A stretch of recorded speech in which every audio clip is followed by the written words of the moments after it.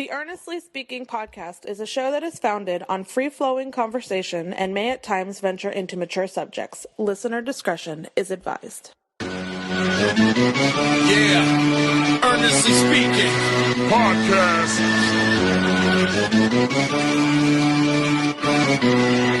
Let's get it. I'm a giant in New York, in Miami carry heat. So much more in store, my product can flood the street. Opinion Nation Godfather, CEO.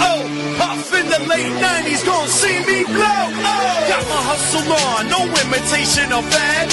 Army of untouchables, Opinion Nation staff. Never an off season, homie, check the numbers. Heart throb in my own right, supplying southern comfort. Earnestly speaking, my ego is well fed. Earnestly speaking, you're too evil and no threat. See, I'm like a hurricane, you're a mild breeze. Earnestly speaking, leaving Eli a dynasty. Shake!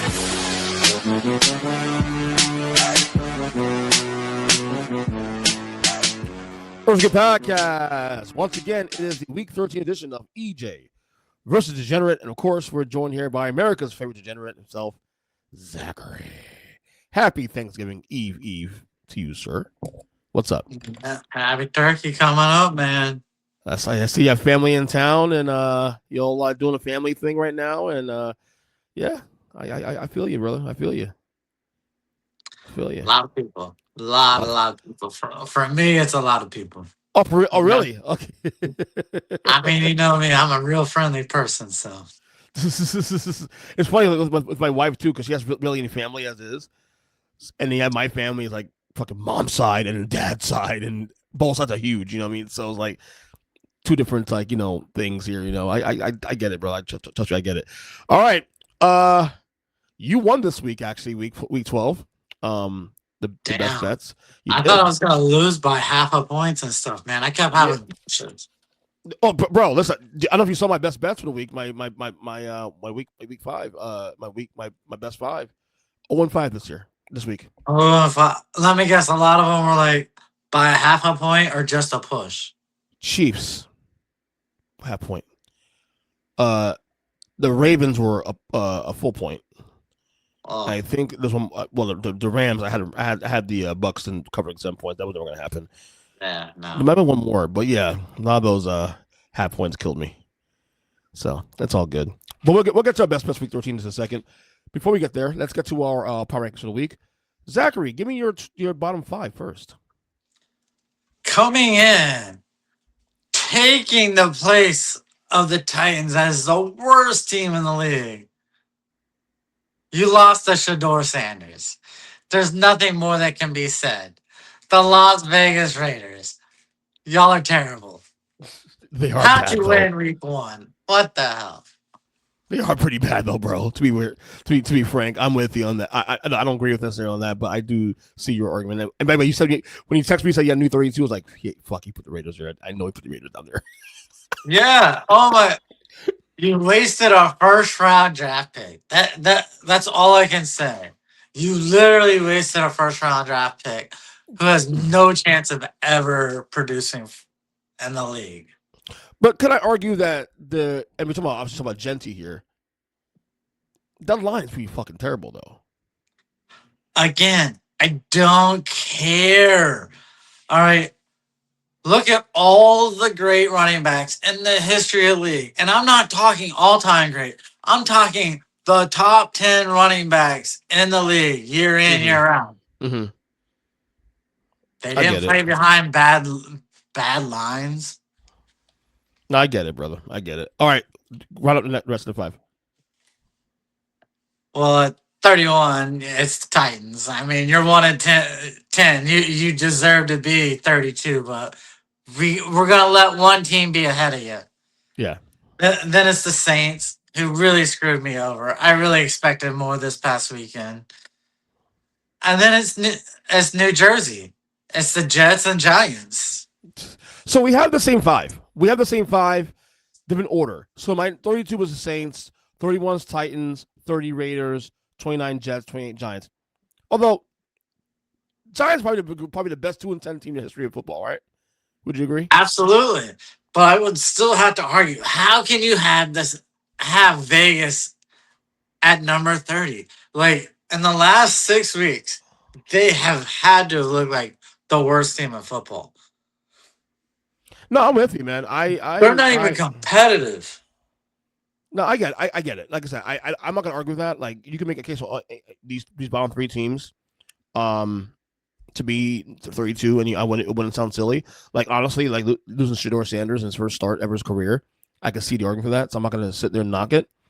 You know, it's what it is. These are the clear bottom 5 teams in the league right now. Honestly, but the Giants, I'm less concerned about because they have been competitive all their games. They're not getting blown out. You know, all these games they're like 10-point dogs. They're in position to win these games. They should have at least 6 wins this year. Okay. They've blown 5 games this year with double-digit games. So it's not like they're getting blown the fuck out. They just can't hold fucking leads. No, I totally agree.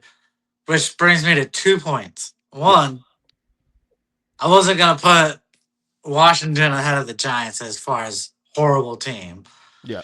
And 2, you have blown 5 leads that cost you wins. It took you this long to fire your defensive coordinator. Yeah, you got rid of Dayball, what, 2 weeks ago? Yeah, 3 weeks ridiculous. ago Ridiculous. I'm with you on that, without question. So, all right, so it's the top 10. All right, number 10, you got? At number 10, making the list for the first time, leading the NFC North. Who had money on that? Chicago. Wow. I'm not there yet, bro. They're 8-1 in their last 9 games. I understand, bro. They're the cardiac bears, bro. I get it, man. But I don't think they're still the best 10 best teams in football right now. I'm not there yet. I got to see more. I'm impressed. Look, Caleb Williams is impressing me week to week. He's impressing me. I'm not with you. And I hope he does well. I hope he wins the division. I really do. I'm just not there yet, bro. Not there yet. Can't go there. Number 10. I'm question. Yeah, maybe one more. I'll say this much: if they win Friday in Philadelphia, not only do they get top 10, they'll get a nice snug top 10. Snug top 10. Okay, bro. How about that? Okay. Yeah. Number 10 for me. Look, again, this team is doing it with injuries galore and whatnot. Look, in my opinion, they're not Super Bowl contender. Although they've beaten some good teams this year to make you think that maybe they can be a spoiler in the NFC. But the Niners, number 10 for me. They're 8-4. They have no business being 8-4 right now.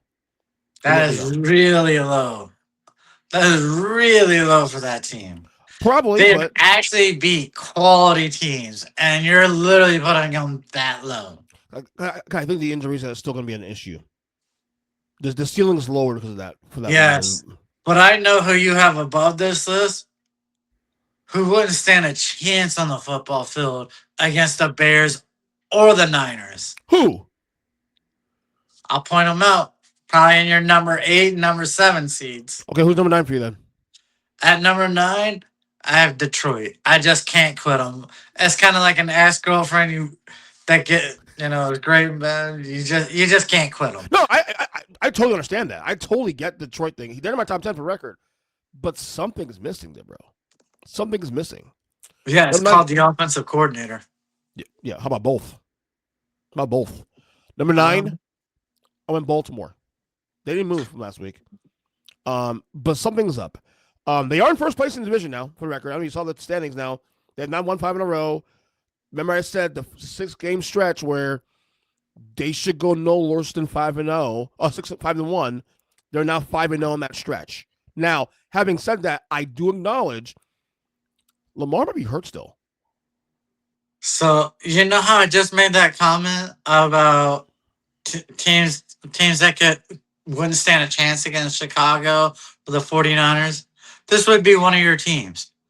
I would put my mortgage up against Baltimore that they couldn't beat Chicago or the 49ers. Okay, that's a bad take, though, for you, though. Let me tell you why. How? Baltimore already beat Chicago. Beating Chicago. Win. Bro, they beat them without Lamar. Yes. Now I'm asking you right now how they are playing. Zachary, listen. This streak started when they beat Chicago. So you're literally talking about 7 games ago. No, 4 or 5 games ago.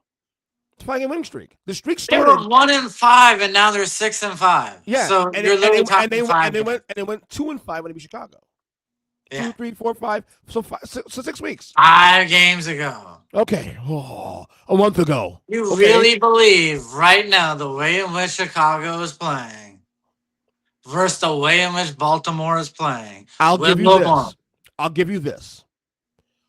Could they beat the Niners? Would they even be in the game against the Niners? I'll give you this. This is where I'll give you some respect on that take there.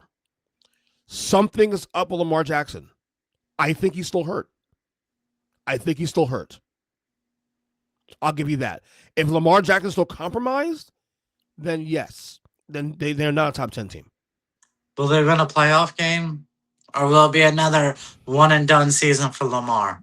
It depends on the matchups. Again, if the Chiefs are in the playoffs, everything is wide open. So you can't put it against them. But again, if Lamar's hurt, probably not. I'll take much. all other 6 teams to make the playoffs against Baltimore. Okay. And you since the Ravens fan yourself, okay. Number 8, who you got? At number 8, I got the Buffalo Bills. Okay. Ooh, you still. There's the quarterback I can't quit. You can't quit Lamar and the Ravens. I can't quit Josh Allen and the Bills this season. Well, I quit Josh Allen. I already quit Josh Allen because they're not in my top 10 for the record. And by the way, you should put number 8 the Josh Allen, not the Buffalo Bills, because it's Josh Allen a bust at this point. All right, number 8's the Lions for me. Like I said, the Lions are, something's up there with that team. Also, they found a way to win. Jahmyr Gibbs is a beast, but I think it's clear now that their ceiling has gotten even lower now in the playoffs. I don't think they're better than Philadelphia. I don't think they're better than the Rams. At this point, I'll probably take Seattle over them right now, and then right now everything else is a wash. With Green Bay and everybody else in the conference, it's a wash. Something's up with Detroit. So, all right, number 7, you got. At number 7, I'm almost ready to quit his name. I'm going to give him one last chance.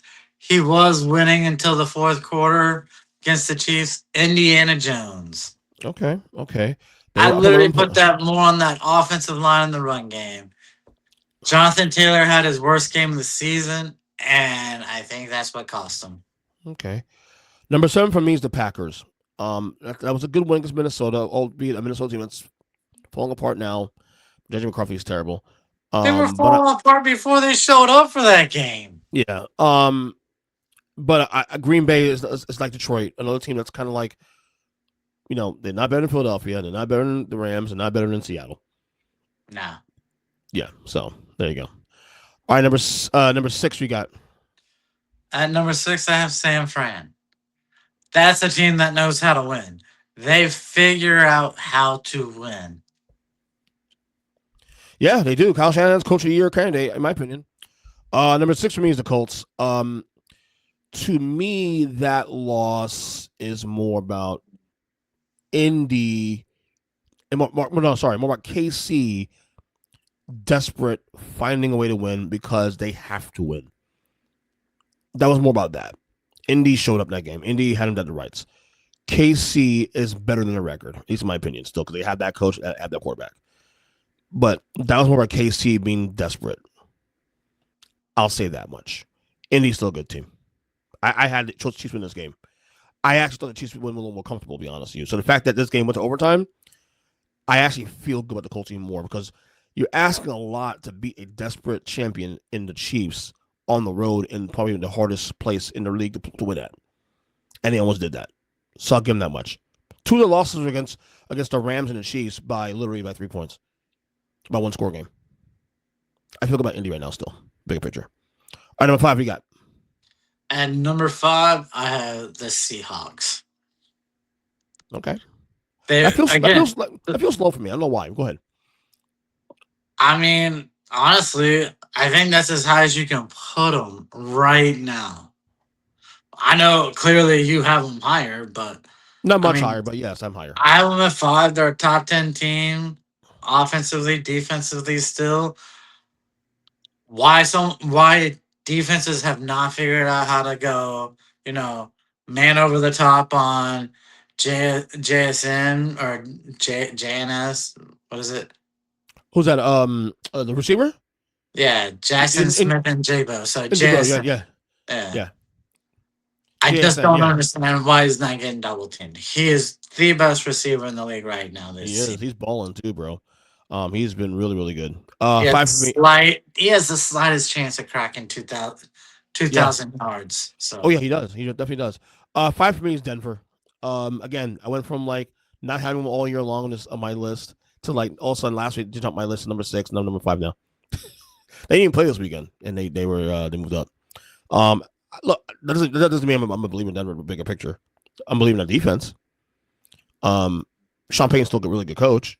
You know, Bo Nix has moments, but I'm still on the fence on Denver still. But you got to give them Devils due. They're 9-2. You know, so there's that. All right, 4. Who you got? number 4, you gotta give them their due. Denver. I figured you did that. You already said everything I need to say, so Well, there you go. All right, cool. So 4 for me is the Seahawks. So we swap 4 and 5. yeah. Again, Seattle's loss to the Rams last week was a good loss. You know, that score against Tennessee, I know they didn't cover. I know. That game was never close, though. It was just, you know, they benched the guys and late and whatever. So it is what it is. Let's Seahawks. All right, number 3, you got? Number 3, I have New England. So do I. I'm gonna imagine the next the 3, 1 through 3 is gonna be the same order. Patriots number 3 for me as well too. Also, again, look, the Bengals game was kind of a trap game, and they survived the trap. Absolutely. A lot of people said the Bengals could win that game because it's just a trap game, and they almost did. But the Patriots, wow, what year are we in now? 2006, 2005. The Patriots now dominating again. I don't know, man. What? All right, number 2, you got. I figured to say number 2 is me, right? Eagles. Yeah, Eagles. Yeah, it's not a good loss. The way they lost that game was Dallas. Ugly loss. That's more about Dallas though than Philly. I picked Dallas win that game. Last week. Just the way they lost was kind of frustrating, but that's more about Dallas than about Philly. Philly, Yeah. Philly forget about that game and move on. I'm the other way. I'm like, that says more about Philly. They got out to a 21-0 lead, and then their minds got distracted. Maybe, but I feel like this might be a good loss for the Eagles though too. A little wake up call. Okay, a little sluggish. AJ Brown's complaining. Okay, fine. AJ Brown got the ball. You got the ball a lot on Sunday. You're fucking lost. You're so fucking lost. So what's the objective here? To win games or to feed your ego? Just saying. Number 1, the Rams, obviously. That's easy. Insane. They are so dominant. Yep. I can't even believe they're not better than 2-1 to go to the Super Bowl right now. Well, because they haven't beaten Philly yet.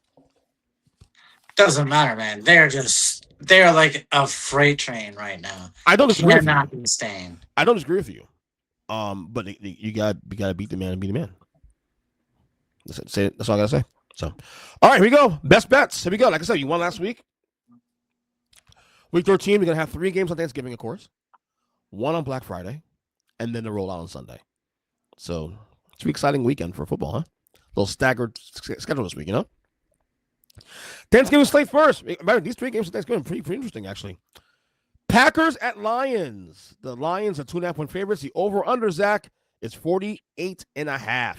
What you going with this one? It's a big game. I would go Lions, but I feel like actually a safer bet because I feel like both teams have been disappointing of late. I'll take the under. Now, these 2 teams played on Thanksgiving 2 years ago, and Green Bay shocked the world and beat Detroit, which started their ascent to the playoffs. That game that was the Jordan Love turnaround game. Remember that 2 years ago? I just don't trust Green Bay in the spot. Detroit, they need to win bad. 2.5 points. Vegas likes Green Bay here a little bit too. Also, because the half points really is really telling. I'm gonna go ahead and take Detroit in this one. I think Detroit will wake up this week. It's been a week to wake up. So give me Detroit. All right, the second game on Thanksgiving. I can't wait for this game. Chiefs at Cowboys.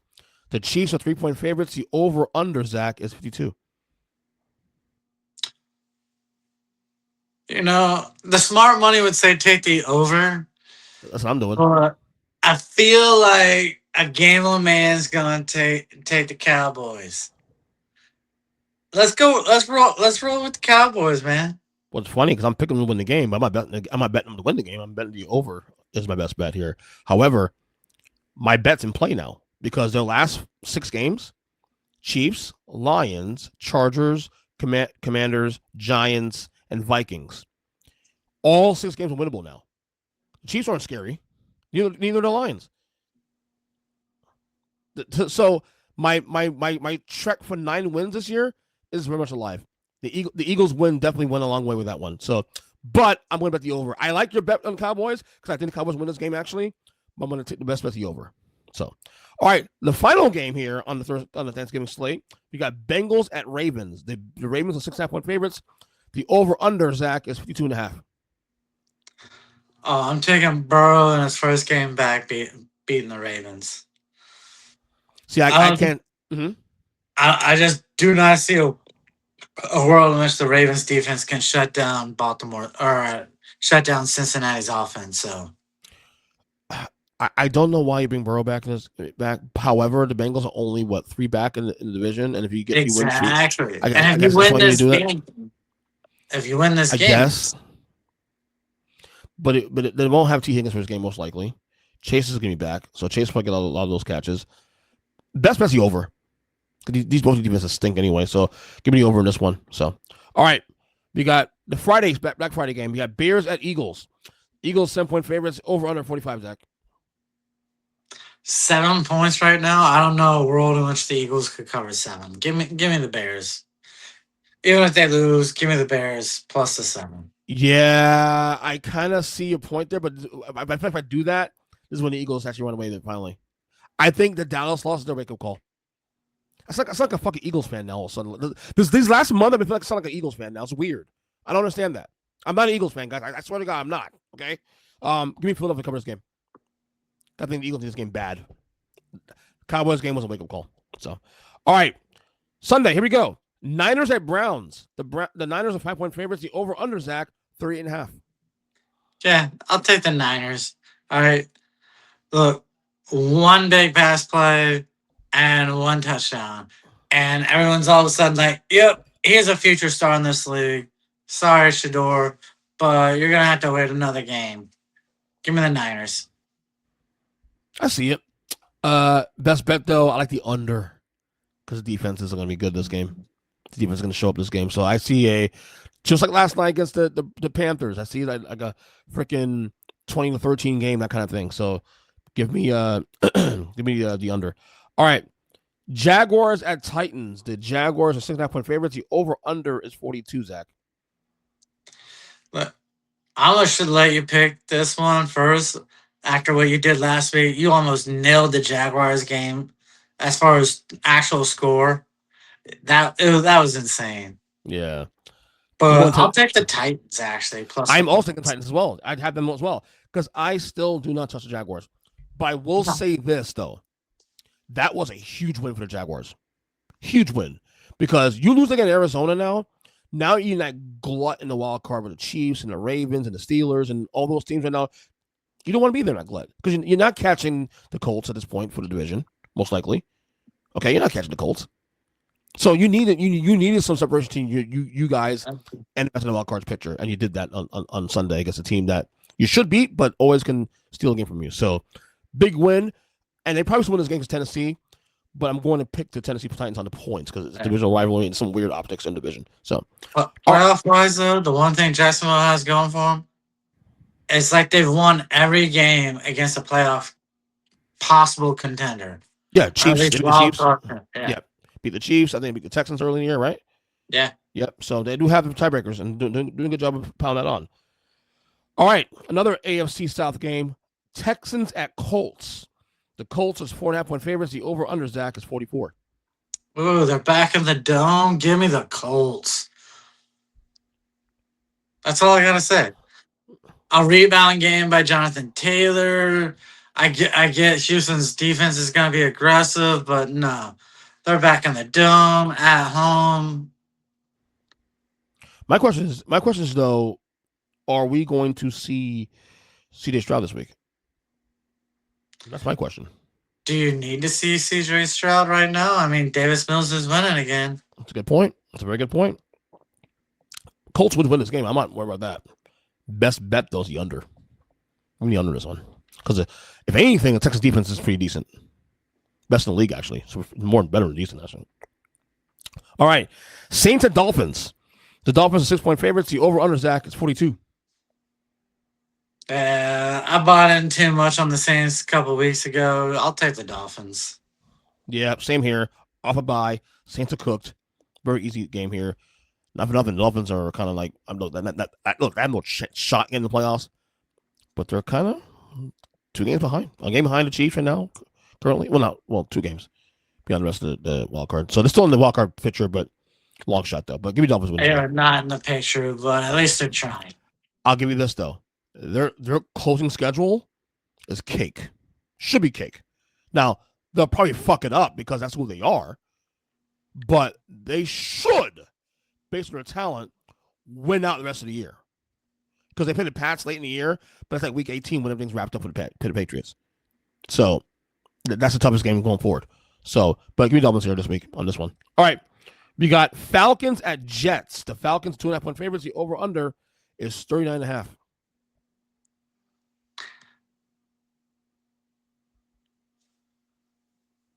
Oh, am I gonna just throw you a bone on this game or not? I could never pick the Jets. So I'm gonna take Kirk Cousins. It'll probably cost me a game because he'll, of course, screw me, but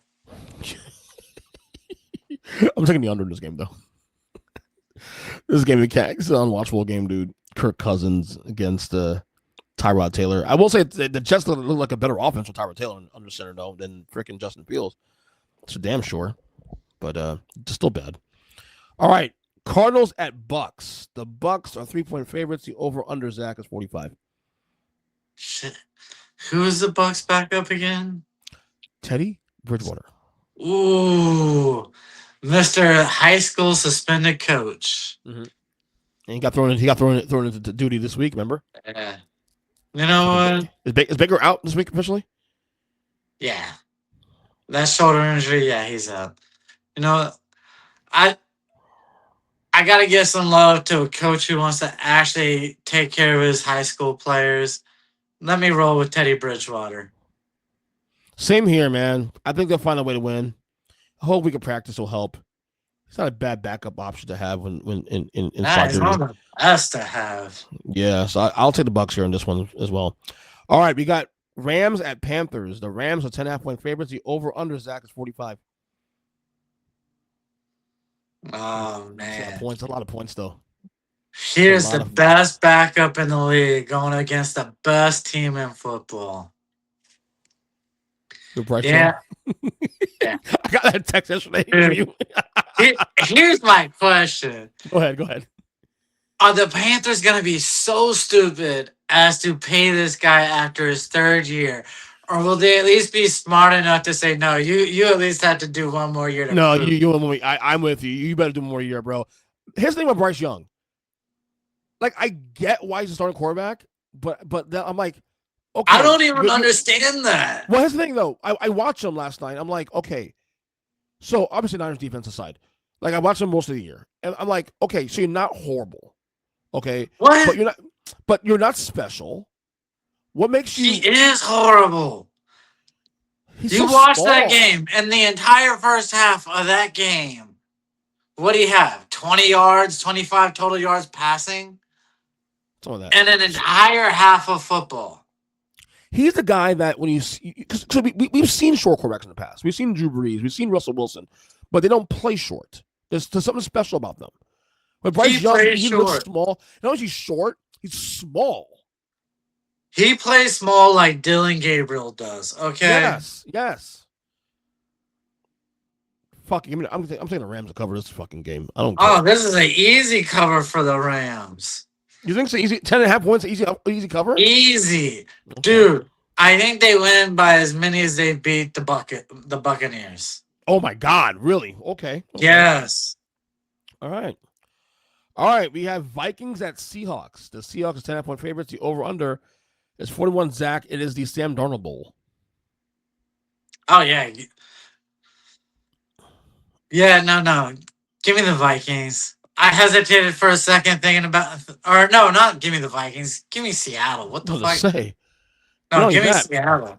Not only I that. was hesitating on that defense for a split second. Then I was like, no, give me Seattle. Not only that. McCarthy's out, which probably helps the Vikings in the sense. But I don't know who the hell the backup is for the Vikings. Remember, Carson Wentz out for the year.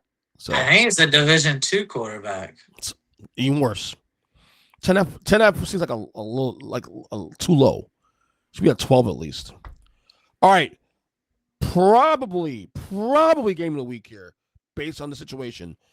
Bills at Steelers. The Bills are 3.5-point favorites. The over/under, Zach, is 47.5. The ship is going down in Pittsburgh. Grab your life raft. Women and children first. Bills to cover. You think Buffalo? Okay. I have a hard time picking this game. First off, I got to know that I got to make sure that Aaron Rodgers plays the game. So until we get that clarity, I'm not gonna pick a winner of this game. But I think the best bet's gonna be the over because both of the defenses stink. Best bet. I'm sorry. So what you're really trying to tell me is the best chance for the Steelers is Mason Rudolph playing? Well, if he plays, I'll take Buffalo. But Aaron Rodgers is. Wait, with Aaron Rodgers, you think they stand a chance? Yeah, of course. It's been pretty good this year. Not he's not the reason why they've been mid this year. It's not the reason why they've been mid. It's been the defense has been terrible. They won when the defense was terrible. Okay. By the way, I do see a world now officially where Mike Tomlin is really his duties this year. I do see a world. It probably won't happen, but I'm actually closer to like, you know what? It might not be the worst idea in the world to go another direction. Do you think he gets relieved or does he get traded for a draft pick?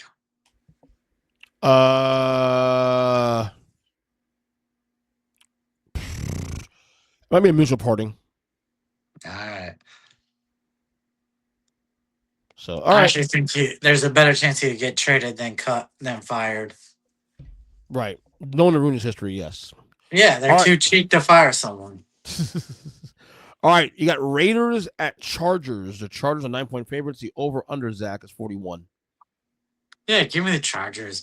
Are you serious? Worst team of football going against the Chargers? Yeah, give me the Chargers. According to Degenerate, yeah. But I think because it's a divisional game, I'll stay away from this.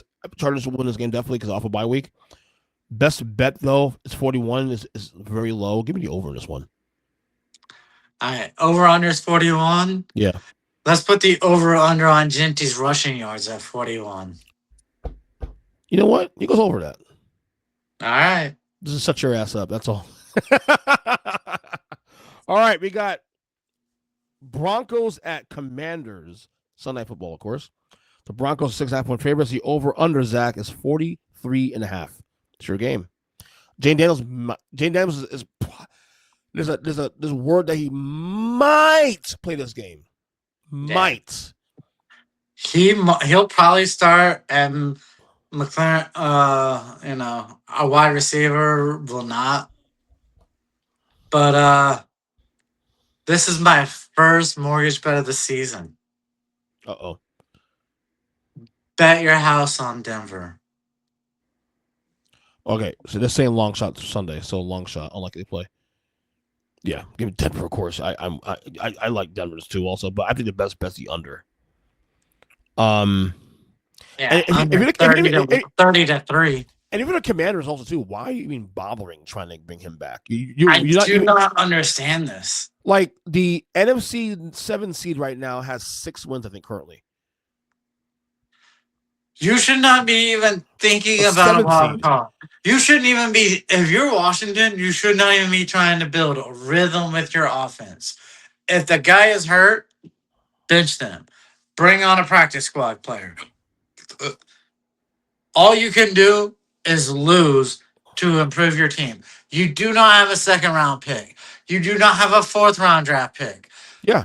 Do not try to win a football game. Yeah, I agree. Please, please, oh God, do not try and win a football That's why I game. love what the Giants. That's why I love what the Giants are doing now. The Giants are entertaining me. Like, you know, in recent years, when the Giants check out after like week 9, week 10, I check out a year. Don't even watch them anymore. The Giants are still watchable, but and losing at the same time too. So I mean accomplishing both. I'm not, look. I've never been pro tanking, but now in a league where you need assets to build, you know what? We ain't going anywhere. You're not going anywhere either. This fucking tear the thing from the studs. Look, when a wide receiver is taking up 1/7 of your salary cap, you have to tank when it's a bad season. I agree. I totally agree. Under for me this game though. Although I probably should take Denver this one honestly with this news that Daniels may not play. So but I'll go under anyway. All right, Monday Night Football. Last one. We have the Giants at Patriots. The Pats at 7-point favorites. The over under Zach 46.5. Well, I want to stress this again, just like I did with Washington.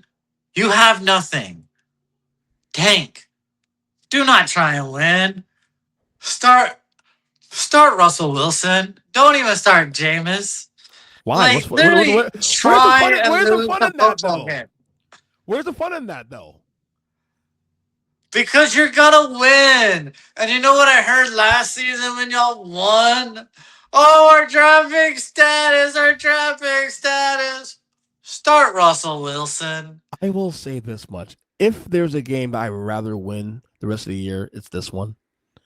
Just to You shut won the fuck, ones that matter. Why would you care about a regular season one? just to fucking give them Take the ones. shit. This to spoil the Patriots because they're yapping again. They're yapping.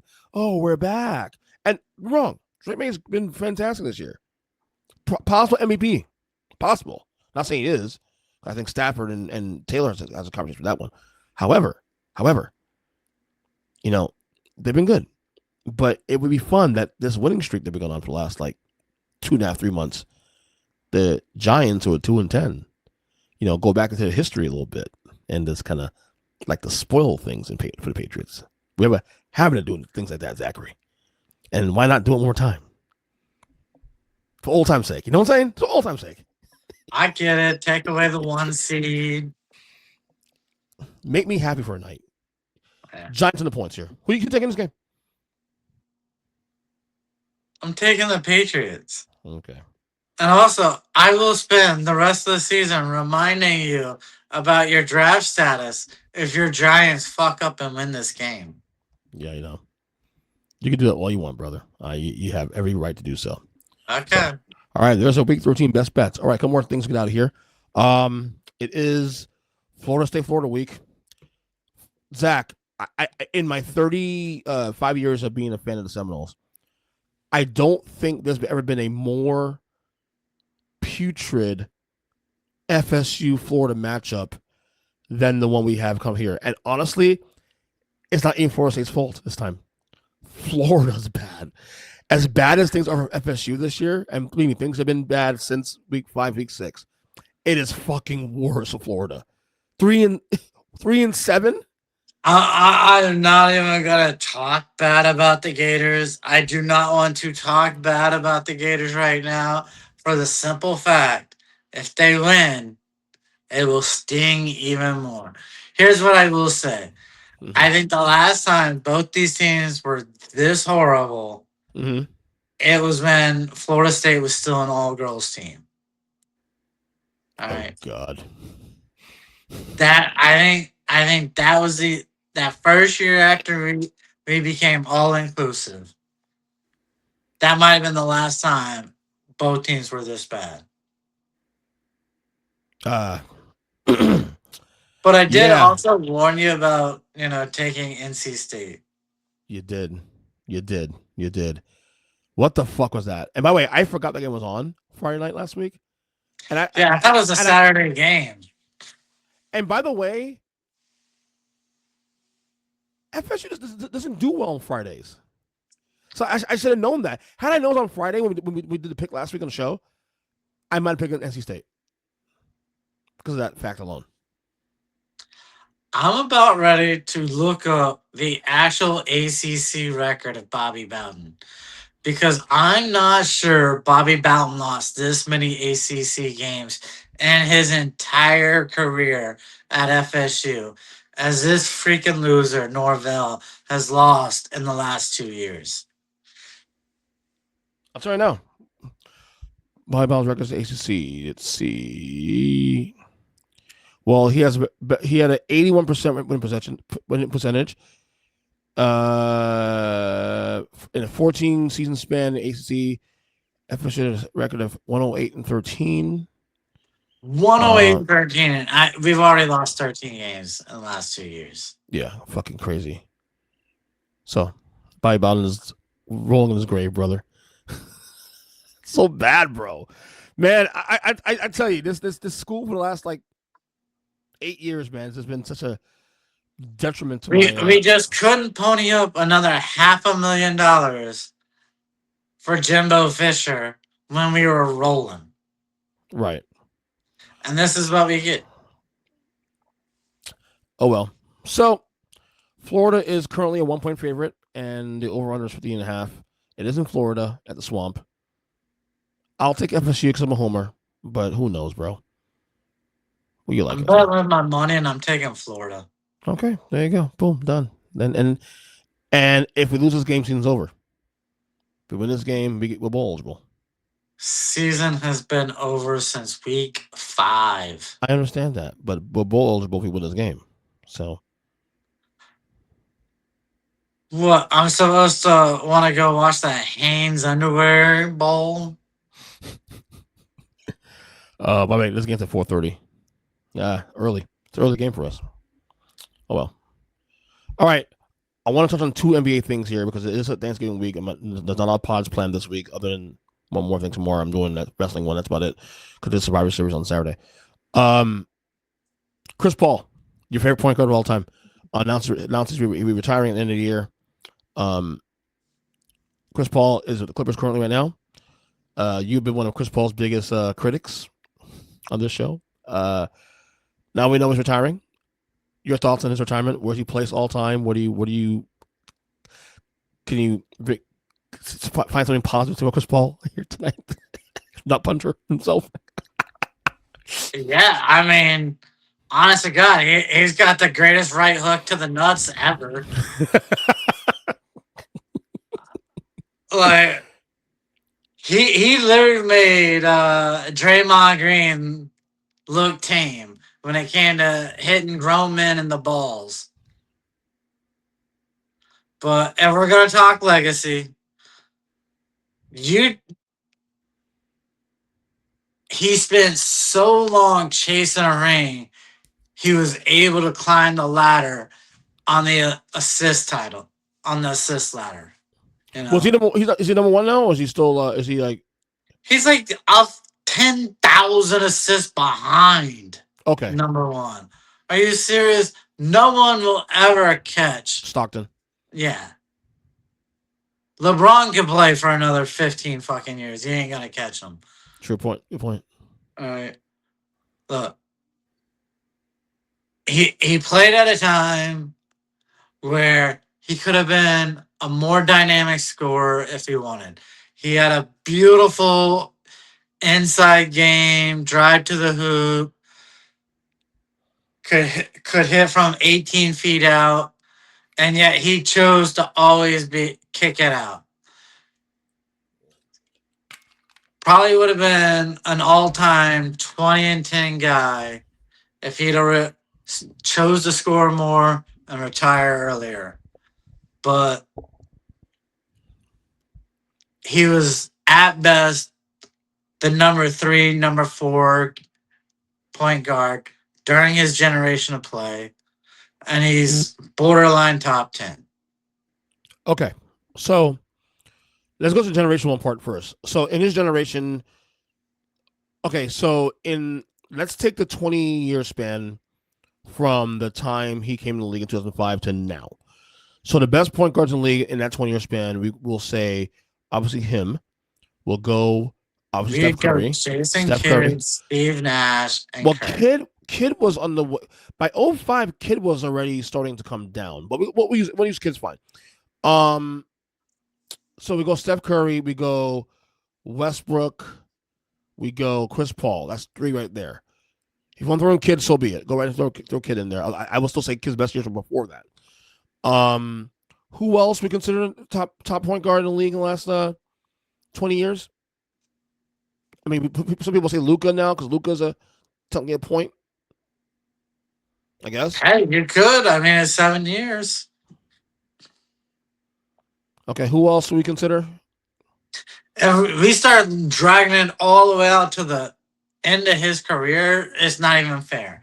I'm trying to think about his early prime versus the others, but so, yeah, because his prime is from 2007 to 2018, 19. I'll give you the Houston years too, also, because that Houston team almost went to the finals with him.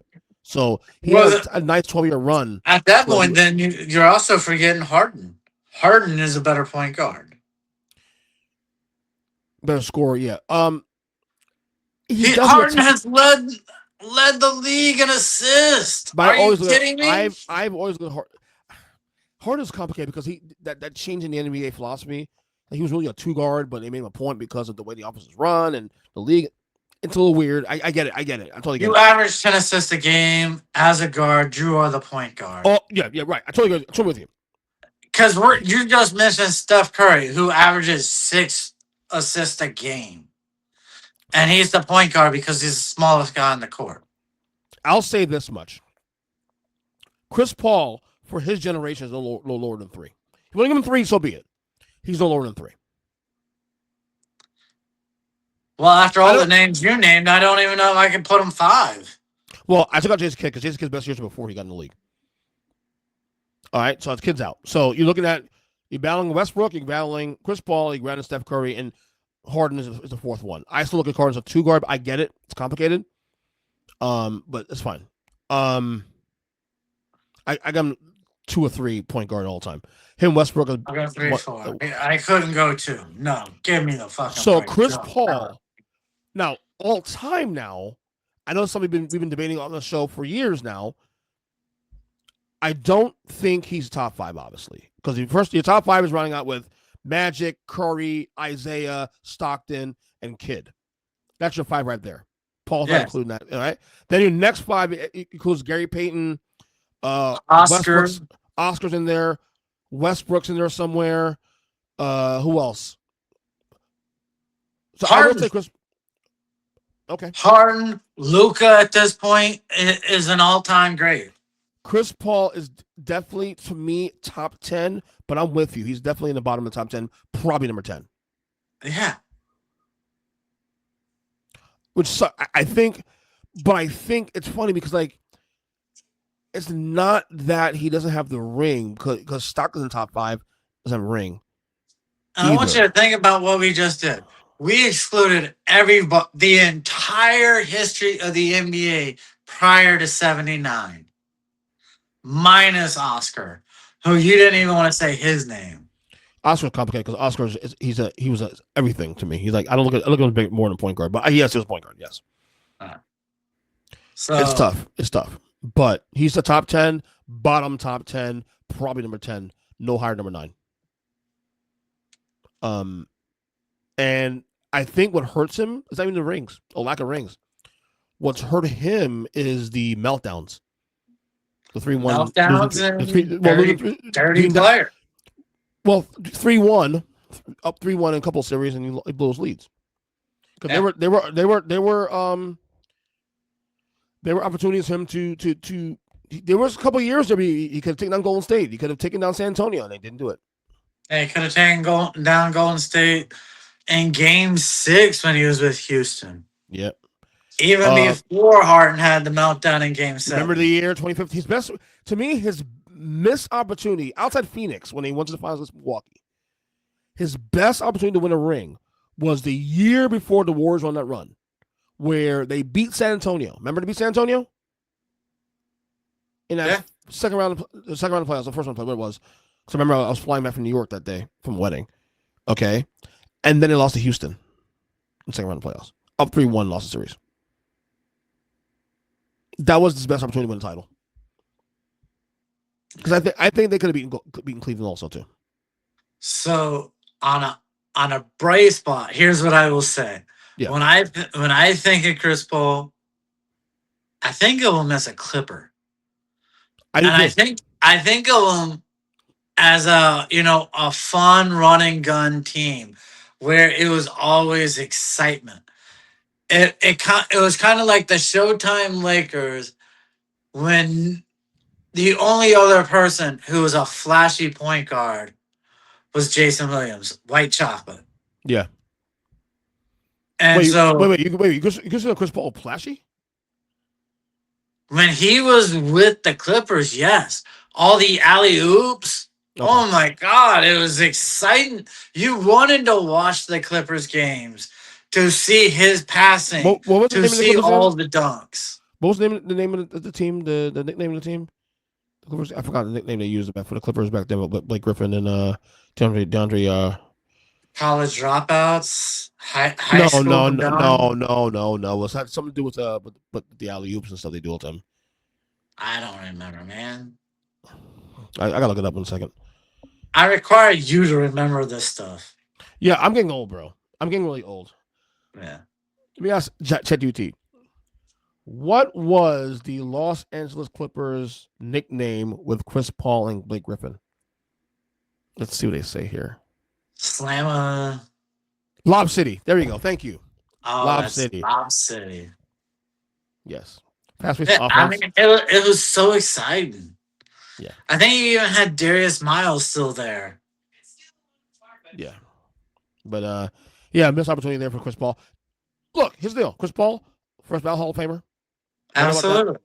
Absolutely. All-time great, but definitely when you start really manipulating the list, it gets hard to put him in the top 5, even in the top 7, 8. It's an impossible top 5. Yeah, at this point, yes. You're lying about the NBA if you put him top 5. The only argument you can use for him for the top 5 is 2 things: longevity, and every team he's gone to, they turned around immediately.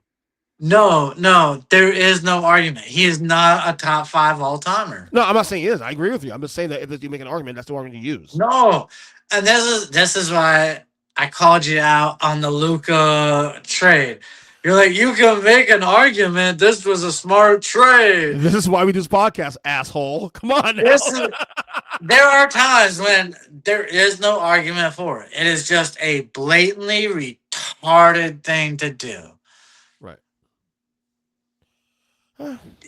He's not top 5 as a point guard all time. He's not. Just like Nico Collins should never even been allowed to have a job after that trade. Let me ask you a question. Oh, Nico Harrison. Let me ask you a question. If Chris Paul got a ring, though, does that help his argument? No, because if he'd have gotten a ring in the last 5 years, it would not have helped. He had stayed so long and became not even the 1, 2, or 3 reason for why a team would have won a ring. Right. Okay. Fair enough. I mean, I think the argument would have been a lot stronger if he got a ring. Say he won that title in 2015 with the Clippers. He's the best player on the team. Had Karl Malone won a ring with Los Angeles at the very end, would that have changed where you saw him? No, not at all. No, but that's why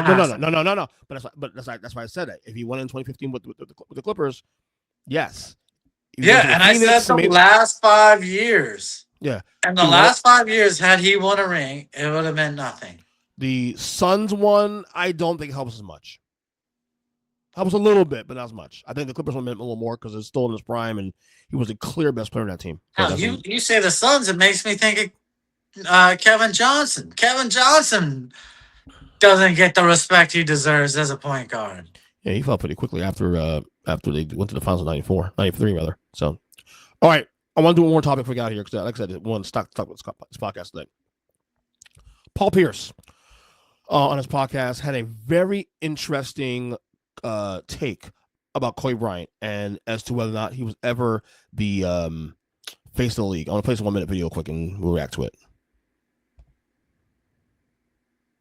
So the league is going to be Luka Doncic. Possibly. So what were you saying before he said that? You were saying, Mike, when the face of the league? Well, the face of the league, I think the next face of the league is in college and right all now. Of these guys, like, it was Mike retired, and then it was Kobe, like, Shaq, Kobe Tim, was never KG. just like the face of the league. Mm-hmm. You know what I'm saying? Yeah. Like, it was Jordan. Yeah. Then, like, because think about it, Kobe was young. Yeah, for sure. He was young when Mike retired. You could he was probably, only I guess you could say it was Shaq. And then you could probably say, like, Shaq or something like that. Or, Shaq, like, even Iverson for a year or two. Yes. Like, I think you know because what even I'm to this saying? day, Shaq is still one of the most famous globally people. Yeah, because he's the done NBA's so much ever produced, on and off right? the court. Yeah. He's done music, he's done movies, he's got a big personality. Shaq was a big fucking star, bro. Like, he was a very famous basketball player to a level that, like, none of these younger guys can compare to. All right. I don't normally agree with Paul Pierce on many things. I have to agree. I've been, this is an argument I've been having for years on the show about Kobe, and because when we talk about face of the league, it goes beyond just about being the best player. It's about when we're promoting the league, are we putting your face as the number one guy? Like Jordan was, LeBron was, and still is to some degree. You know, Paul Pierce, I don't think is wrong. Let me tell you why. And I'm mapped out for you. So when Jordan retires 98, okay, it's Shaq for a couple of years, right? Shaq's best player on the fucking team, first off. So that's going to happen, right? There's an opportunity for Kobe to become face of the league, but then Colorado happens in 03. So while Kobe was the best player in basketball, probably arguably between 2003 and 2007-8, because of Colorado, face of the league was a mashup between Tim Duncan and then eventually LeBron James. And from that point on, it was LeBron for a good 15, even probably present day now.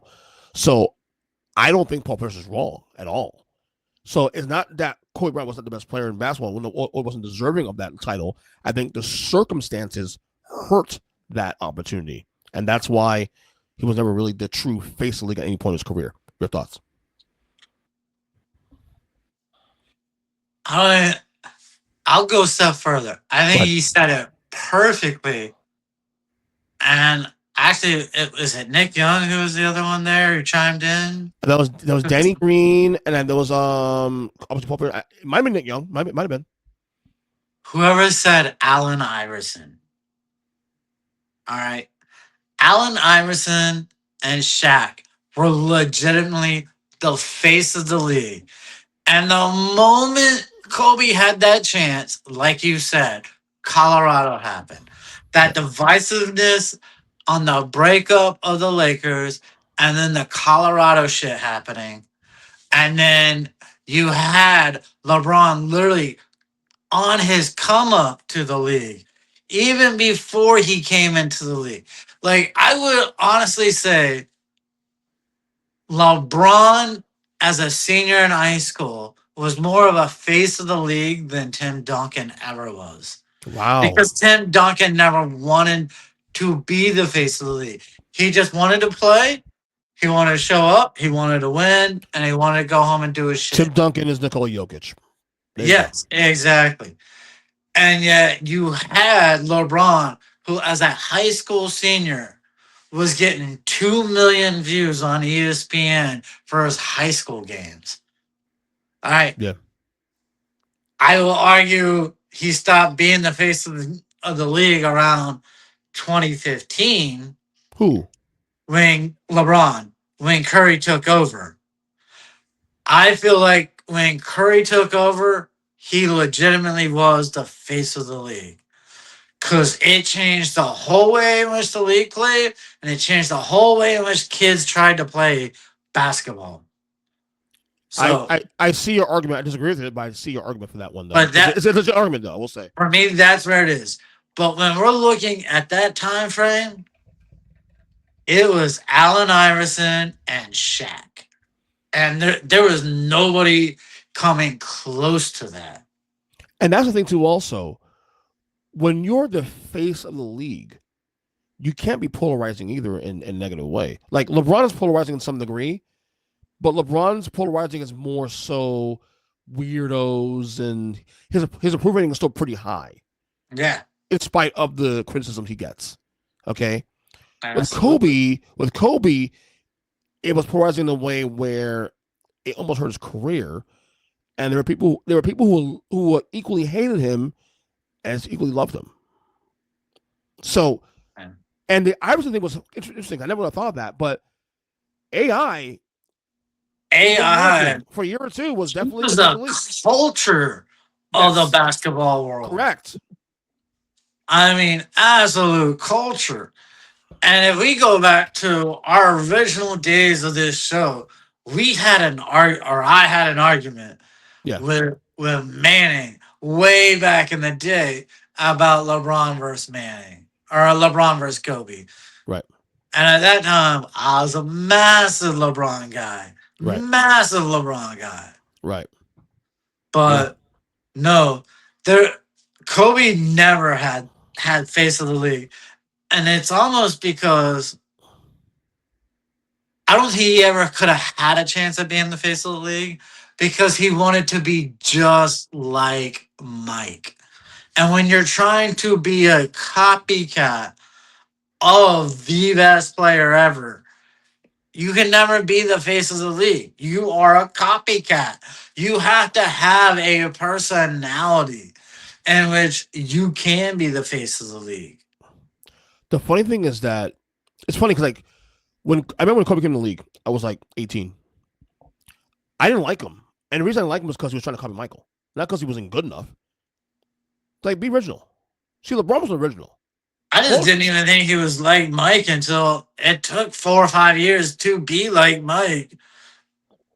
And at that time, I was also a Magic fan, and I fucking hated Shaq so much for going to the Lakers. Yeah. We had been to the finals, bro, and you left to go to the Lakers. No. Yeah. But Shaq was the face of the league. He was so dominating. His personality took over everything. Yeah, it was definitely Shaq, AI sorta for a year or so, and then you had Tim Duncan probably a little bit because Tim Duncan was not it. Tim Duncan was a basketball fan's. But would you say that when things start shifting again, David Stern started really lifting the whole like, you can't wear certain things anymore. He wanted kids to be more buttoned up, whatnot. That Duncan probably for a year or two was probably by default. No, I would literally from 2003 to about 2005. I would say more people on the street could have identified Cheryl Swoops before they could have identified Tim Duncan. Okay. All right. We're talking NBA or WNBA, technically college basketball player versus a 2-time NBA champion. Who was an all-time at that point, right, at that point, 3-time actually. So yeah. No, I see your point there. He just was never the face of the league. Right. And by 2006, 2007, it was LeBron. Yeah. Yeah. And again, when we have this conversation about face of the league, that's a whole different argument from the best player. Now, I'll tell you that from 2003 to 2008, Tim Duncan was bad. It was either Tim Duncan or Kobe Bryant. It wasn't even LeBron. It was either Tim Duncan or Kobe Bryant. We're not talking best player right now. Kobe was doing more stuff in terms of like the scoring and whatnot, but they weren't winning. Tim was doing the winning. Kobe was doing the scoring, but a lesser team.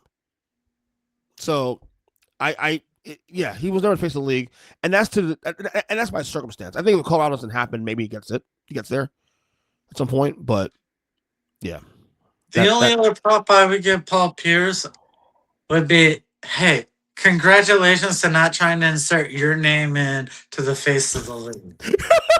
Knowing his ass and what he's done in the past with the arguments with Dwayne Wade and he was yeah, exactly. Congratulations for not inserting your name into the face of the league. That is exactly why. That's Antoine exactly Walker was a bigger star at that point for the Boston Celtics than you were, dude. That's why I said that. That's why I said, like, wow, for once, I actually agree with Paul Pierce. Yeah. I'm stunned. So, anyway. Zach, it's one of the longer shows we've ever done in a while, actually. Yeah. Typically, it used to go, like, more closer to 30, 40 minutes, but, we're going to get in. It's Thanksgiving week, so. You and your family have a happy Thanksgiving, and we'll talk soon. Yes, sir. You have a happy Turkey Day. Please don't be a vegetarian. Oh, dude, me? Hell no. I love my meat. You know that. So. And remind your wife she has to cook the turkey. I know she's going on that raw shit, but no, we're going to you gotta cook it. We're going to family this week. We got honey ham. That's about it though. We're going to family this weekend. So honey ham and oxtail. No, I wish. Well, we'll see. We'll see. If they have oxtail at my cousin's house, we'll see. Right. Zach, good job by you. Good luck with your picks, and we'll see you next week. Likewise. Good luck. Later. Take it easy, man. Later.